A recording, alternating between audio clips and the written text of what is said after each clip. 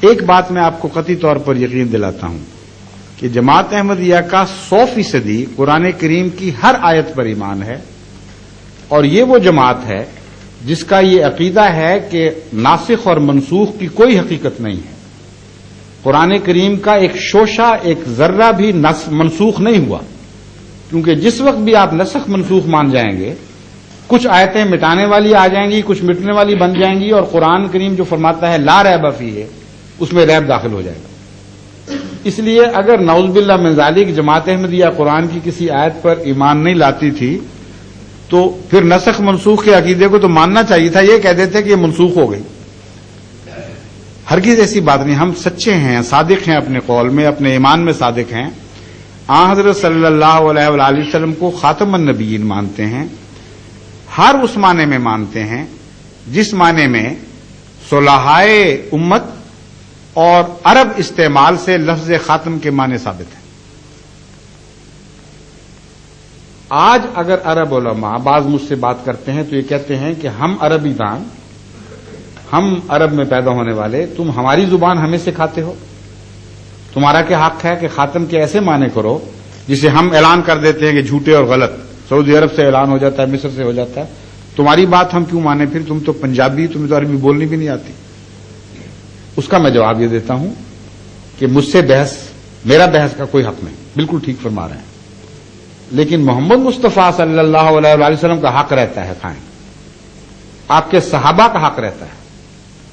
اگر میں خاتم کا مضمون خود حضرت اقدس محمد مصطفیٰ صلی اللہ علیہ وآلہ وسلم کی زبان سے آپ کو دکھا دوں، پھر آپ کو زیادہ عربی آتی ہے کہ محمد رسول اللہ صلی اللہ علیہ وسلم کو عربی زیادہ آتی ہے، پھر یہ بحث اٹھے گی، ہم بیچ میں سے نکل جاتے ہیں، پھر آپ بحث کیجیے۔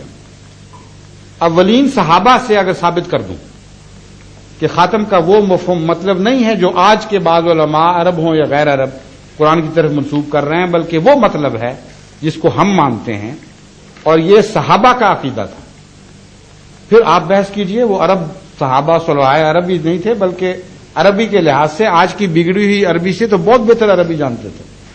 آج تو میں نے تو دیکھا جتنے عرب آتے ہیں ان کو کہا جائے فصحا بولیں تو ذرا زور لگا کے بولنی پڑتی ہے، ورنہ بگڑی ہوئی عربیاں بول رہے ہیں، پہچانی بھی نہیں جاتی عربی۔ تو محمد رسول اللہ صلی اللہ علیہ وسلم اور آپ کے زمانے کی عربی ہر مسلمان کو تسلیم ہے، بہتر تھی، افصح تھی، ابلغ تھی اور سچی تھی، یعنی وہ لوگ سچے تھے جو عربی بولتے تھے۔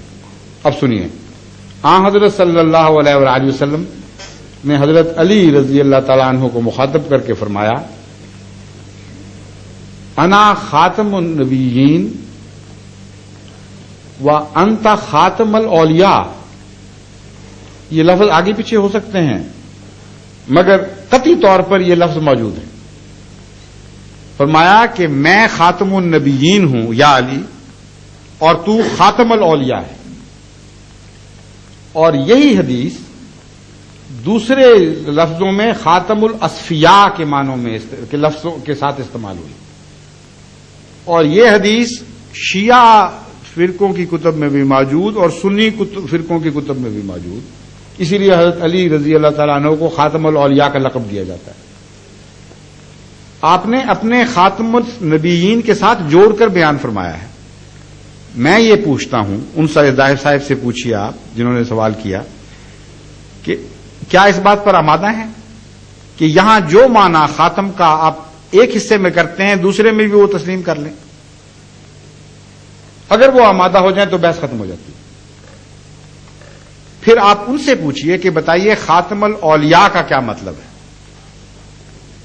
اگر خاتم الاولیاء کا مطلب ہے ایسا ولی آ گیا جس کے بعد قیامت تک امت محمدیہ میں کبھی کوئی ولی نہیں پیدا ہوگا اور ولایت کی صف لپیٹ دی گئی ہے، تو پھر جائز ہے کہ ساتھ ہی یہ ترجمہ کیا جائے کہ ہاں جس طرح میں خاتم النبیین ہوں اور میرے بعد قیامت تک کوئی نبی نہیں آ سکتا اور نبوت کی صف گویا کہ لپیٹ دی گئی ہے۔ کیا یہ جائز ہے؟ اگر جائز ہے تو ولایت کو ڈھونڈتے رہیں اس امت میں جو ولایت کے لیے پیدا ہوئی تھی، ولی بنانے کے لیے آئی تھی، اور اعلان کرتی ہے کہ اولیاء اللہ کی جماعت ہے، الا ان اولیاء اللہ لا خوف علیہم ولا هم یحزنون۔ رسول اللہ صلی اللہ علیہ وسلم نعوذ باللہ یہ اعلان کر رہے تھے کہ ہمیشہ کے لیے ولایت ختم ہوگی۔ پھر آگے سنیے، حضرت عائشہ صدیقہ رضی اللہ تعالی عنہا نے ایک کہنے والے کو یہ حدیث پڑھتے ہوئے سنا، یہ حدیث سناتے ہوئے بازار میں اعلان کرتے ہوئے سنا کہ انا لا نبی آبادی، رسول اکرم صلی اللہ علیہ وسلم نے فرمایا ہے کہ میرے بعد کسی قسم کا کوئی نبی نہیں. یہ حدیث آپ نے کسی کو پڑھتے ہوئے سنا، آپ نے اسے بلایا، فرمایا قولوا انہ خاتم الانبیاء ولا تقولوا لا نبی بعدہ، یہ تو کہو کہ حضرت محمد مصطفیٰ صلی اللہ علیہ وآلہ وسلم خاتم الانبیاء ہیں، مگر یہ نہ کہو کہ آپ کے بعد کوئی نبی نہیں. اب حیرت کی بات ہے کہ اولین دور میں وہ معزز ترین خاتون جن سے امت محمدیہ کے علماء کہتے ہیں کہ ہم نے آدھا دین سیکھا، جو رسول اللہ صلی اللہ علیہ وسلم کے ہاں پرورش پائیں، آپ کی تربیت کے نیچے بڑی آگے اور آپ سے دین سیکھ کر دوسروں کو سکھانے والی تھی، انہوں نے کیا محسوس کیا؟ خطرہ، کوئی فرق محسوس کیا؟ آگے چلیے، اسی دور کے عرب کلام کے محاورے کو دیکھیے، آپ حیران ہو جائیں گے یہ دیکھ کر کہ عرب تو خاتم کا لفظ بے دھڑک استعمال کرتے ہیں اور کسی اور معنی میں کرتے ہیں، زمانی لحاظ سے آخری میں نہیں کرتے. چنانچہ کہتے ہیں متنبی خاتم الشعراء تھا، کہتے ہیں بو علی سینا خاتم الاطباء تھا، اور کوئی خاتم الحکماء بن گیا، کوئی اطباء بن گیا، کوئی خاتم الاولیاء ہو گیا. خاتم کا لفظ تو پھیلا پڑا ہے عرب استعمال میں. کیا یہ مطلب ہے کہ بو علی سینا کے بعد کبھی کوئی طبیب پیدا نہیں ہوگا؟ کیا یہ مطلب ہے کہ متنبی کے بعد کوئی شاعر پیدا نہیں ہوگا؟ اگر تقویٰ سے کام لینا ہے، سمجھنے کی کوشش کرنی ہے تو تلاش تو کریں کیا مطلب ہے. مطلب یہ ہے کہ جب کوئی کسی کو یہ کمپلیمنٹ دینا چاہے، یہ اعلان کرنا چاہے کہ میں تجھ سے افضل کسی کو نہیں سمجھتا، تجھ سے بالا کسی کو نہیں سمجھتا، تو آخری لفظ ہے اس میں، لاسٹ ورڈ ہے، تو اس وقت عرب خاتم کا لفظ استعمال کرتا ہے.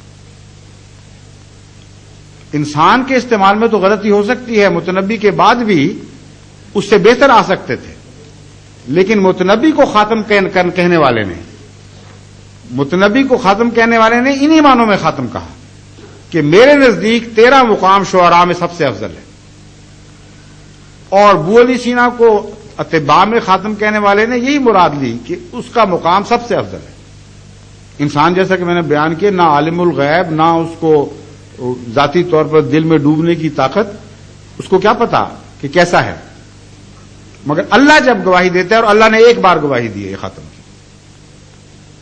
سارے مذاہب کی کتابیں اٹھا لیں، آج تک خدا نے کسی نبی کے متعلق لفظ خاتم استعمال نہیں کیا سوائے ہمارے آقا و مولا حضرت اقدس مولانا حضرت محمد مصطفیٰ صلی اللہ علیہ وسلم کے متعلق. فرمایا ما کان محمد ابا احد من رجالکم ولکن رسول اللہ و خاتم النبیین. بس خدا نے فرمایا جو عالم الغیب ہے، جس نے نبوت بھیجی کہ کائنات میں جہاں جہاں بھی جتنے بھی نبی آئے ہیں، سب سے افضل، سب سے اعلی حضرت اقدس محمد مصطفیٰ صلی اللہ علیہ وسلم. پھر عربوں کو اس بات پر بھی غور کرنا چاہیے کہ خاتم النبیین فرمایا ہے، خاتم النبوت تو نہیں فرمایا.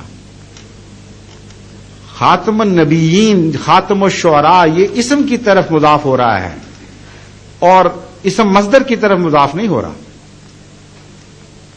کیا مطلب ہے؟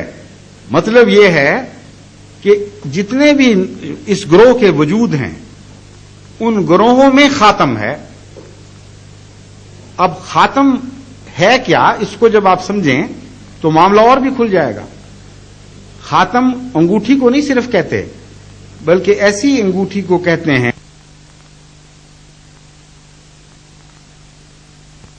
تصدیق کے لیے آتی ہے، جھٹلانے کے لیے نہیں آتی. تو فرمایا ایسا رسول آیا جس نے سب نبیوں کی تصدیق فرما دی.